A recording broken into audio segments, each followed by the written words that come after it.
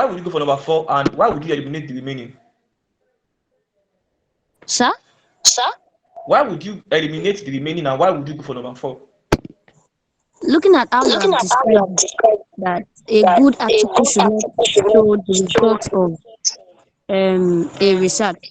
Number one looks like it's showing the results. Number two, well, is not as detailed as number 4. And then number 3 doesn't contain the other 2 keywords. So I'll go for number 4. Okay, so Mr. Joshua too, can we hear your view?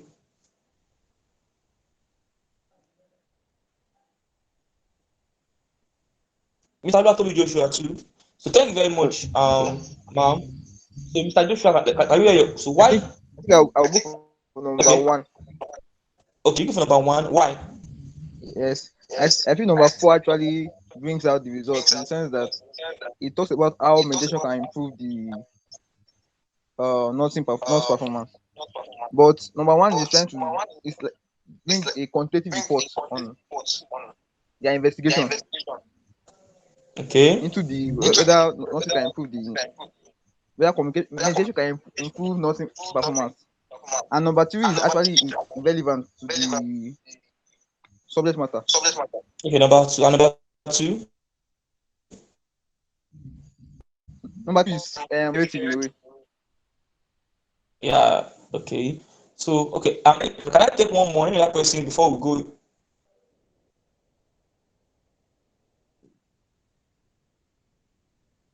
Any other might also go. Okay, number 1 might also fly. Because number 1 also talks about that, okay, it predicts what I want to say. But the problem we have with number 1 is that it does not reflect the tone, okay, of what we want to write. Number 2 is that it doesn't look as interesting as number 2, as number 4 rather.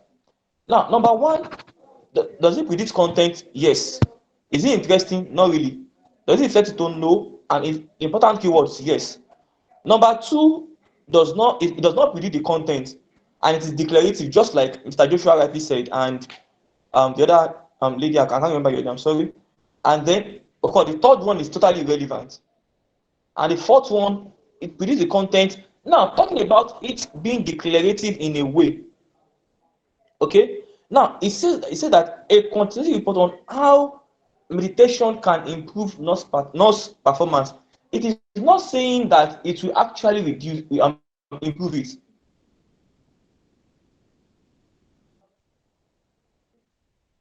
Okay, what's saying that?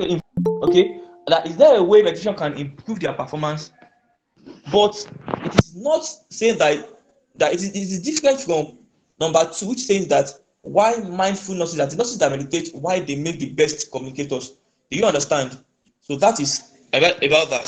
So if you have any question, please, you can, or there will be a time of question at the end of this webinar. Title 1 describes the topic and the method, but it's not particularly catchy. Title 2 partly describes the topic, but does not give any information. Title 3 is somewhat catchy, but gives information. And title 4 is the catchy main title.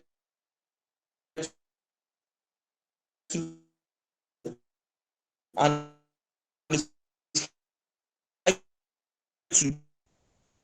your title must not be too long, it must be concise.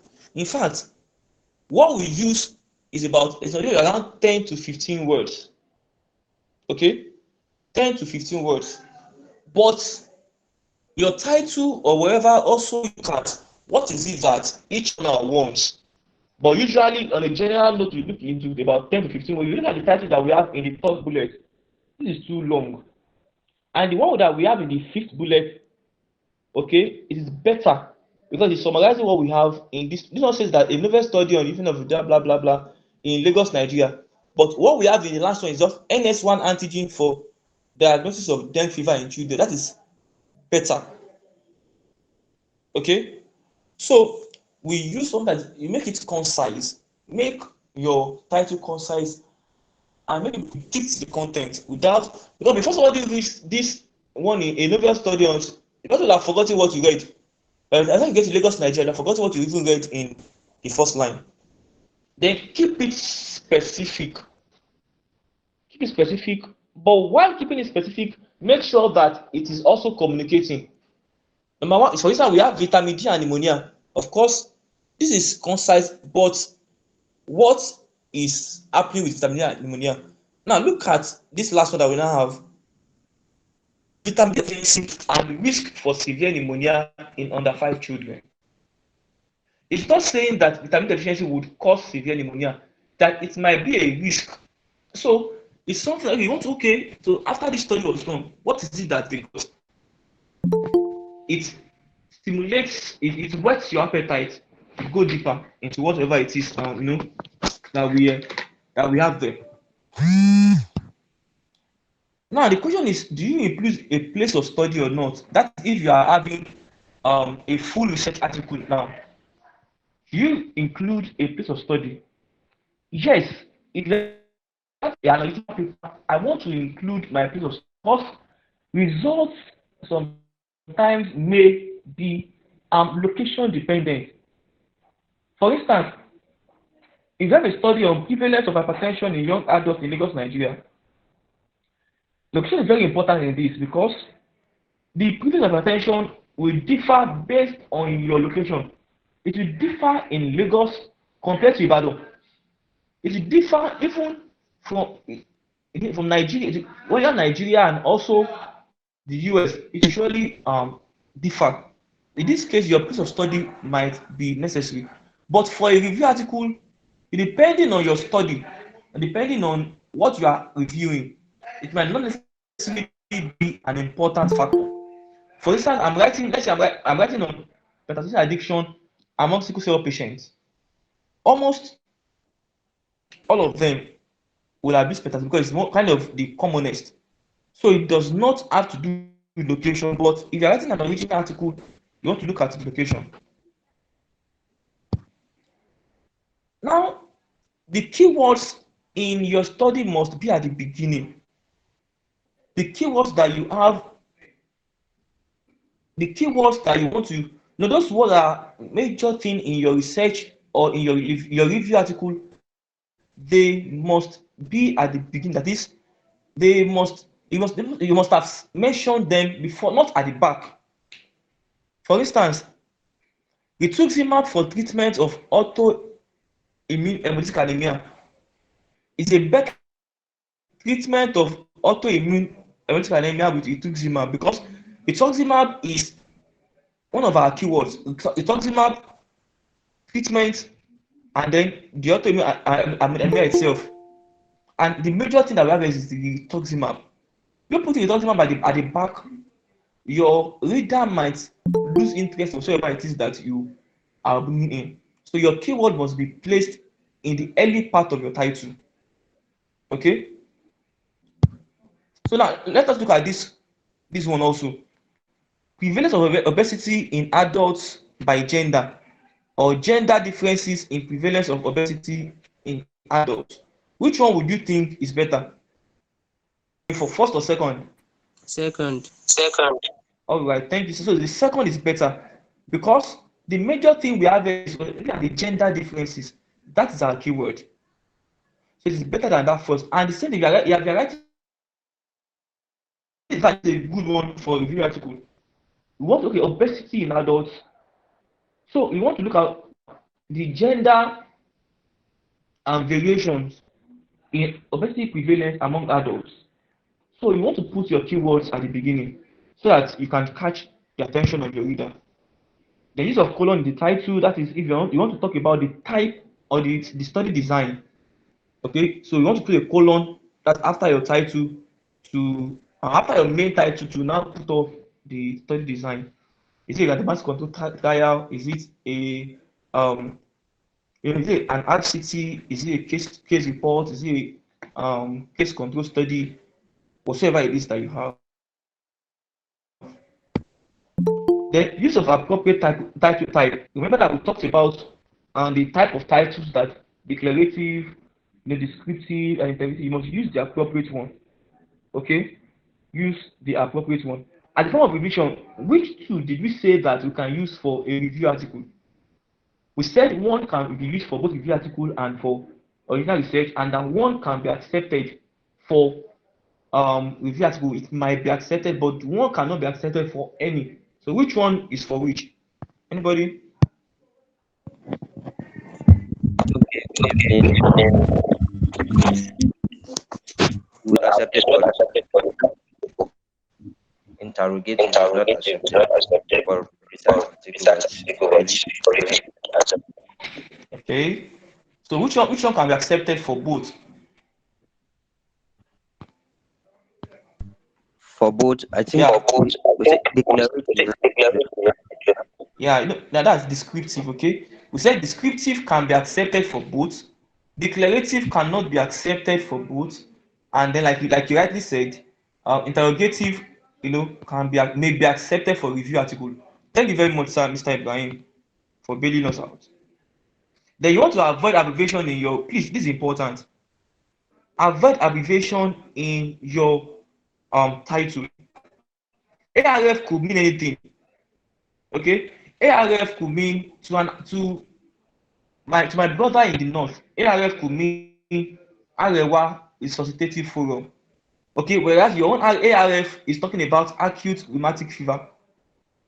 Okay, so and then you make sure that what you are saying, except for those ones that are like standard abbreviation like HIV/AIDS. Okay, like NADPH, ATP, those are standard, but even these ones is better you write it in full, at least for your title. So every good title must have the setting, is what we call it the SPICE criteria: the setting, the population, the intervention, the condition, the endpoint, and then the design that you have. So we already have this, we already have various recaps, so I wouldn't waste our time on this. I've talked about all this, with concise, specific, and make sure it is a descriptive title. This declarative, avoid declarative, but interrogative may be used for a review article, like I said, and then use the appropriate size content, the settings, the population you're talking about, the intervention, the condition that you have, talk about everything. Now, when do you write the title? This is important. I'm going to close the title part with this. I want to finish the remaining in about 15 minutes or 10 minutes. Now, when do you write the title? You write the title. Sometimes when I work, sometimes I start my study with only the search questions in mind. Okay, this is the question I want to answer. And then with that research question, I start my research. And after I'm done, then or in the course of doing it, I come with the title. And sometimes you can start with your title ready. So there is no one size fits all. So it is not cast in stone that it must be at a particular time that you have your title. Journals might ask for a running title, but this does not really concern you much. But a running title simply means a short form of your main title, so that in each page of your journal of your study, when it is published, so you have that written in each of the pages. For instance, in the latest study I did, that was published some days ago, where we talked about the auto amputation, breast auto amputation. So in that case, what we just have, our title itself is auto amputation of breast in invasive ductal carcinoma. That is the title. But the running title is just auto amputation in breast cancer. That is the running title. So it does not have the full one of what you have in the main title. Then choosing your keywords after your title, you must have your keywords in mind. Then, because they are important for anybody that is searching for your study, or if you don't have good keywords, then when people are looking for studies, they might not find your study. And when your study is not found very well, then automatically you won't have enough citations for your study. And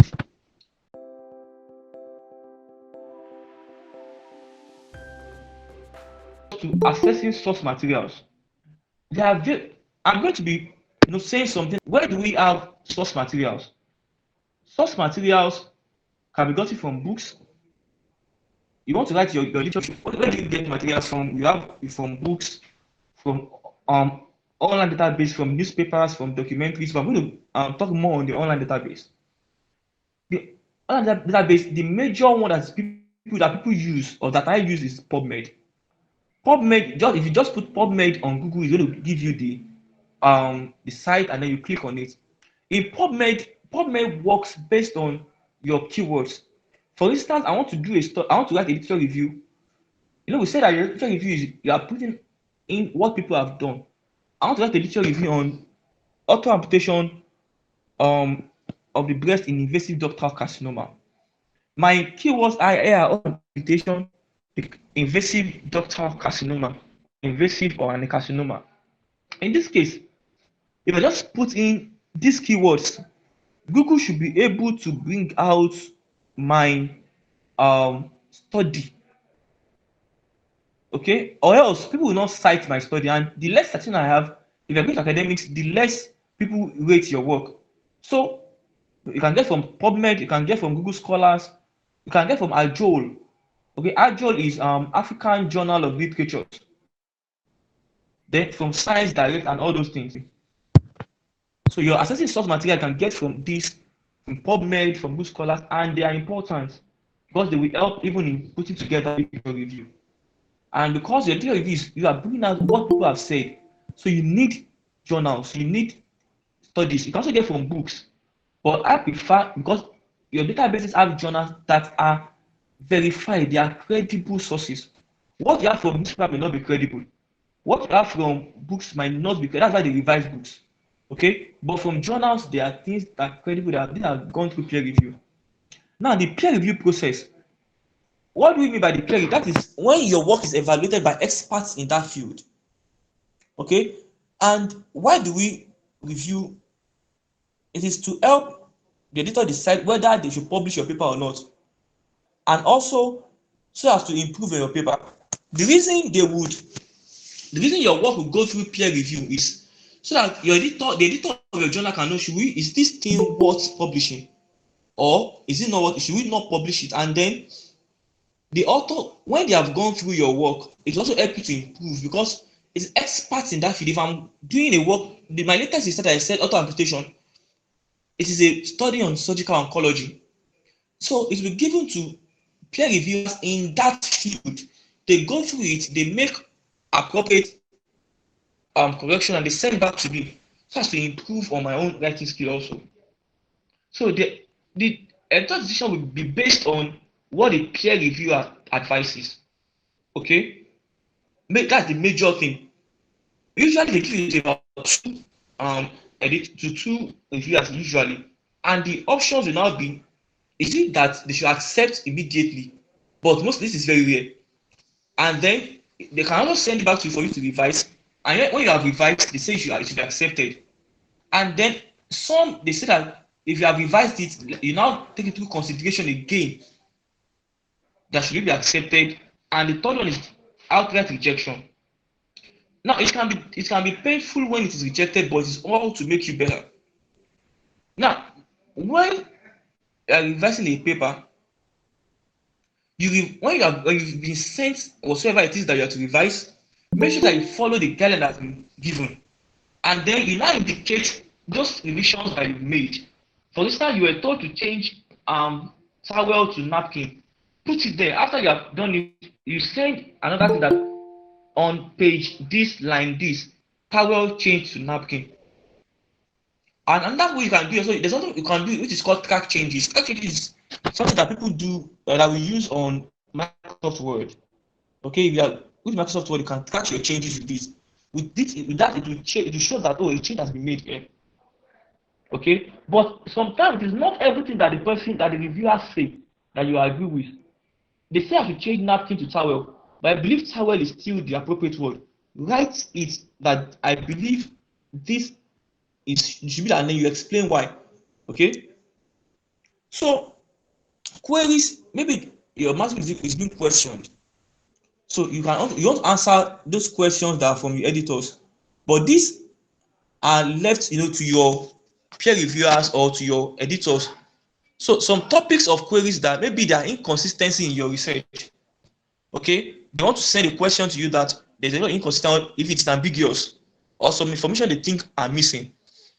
You want to answer those queries, and how do you do it? Do it through a letter, and it's advised that you respond as soon as possible, and then do it in a polite manner. And of course, answer everything, but be concise. You don't want to beat around the bush. The proof that has been sent, before you send back your study, okay, for peer review, before you send back your study after it has been peer reviewed, you check if you have answered all. They check that if it's accurate. Then the placing of figures and tables, if they complete to that, make sure that it is all checked. And then you are not that you are not rewriting the paper. You are only going through whatever it is that they have said. But if you write your paper, it's possible that you make new errors, which will warrant that they correct it again.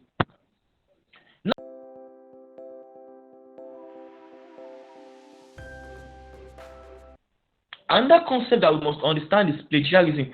Plagiarism is from the Latin word plagiaros, which means kidnapper. That is, we are speaking something verbatim. So, plagiarism is an attempt to pass off other people's work, ideas, as your own. Somebody has written a particular research article. Now this is very important. This is something that happens. I was to do a study. When I was now searching for literatures, I now saw that a particular study. This is something that I told my consultant that a particular study was published in one Pakistani journal. That same study was published by another person in a journal in, I think, Turkey. When people want to do those kind of things, they go to far away journals.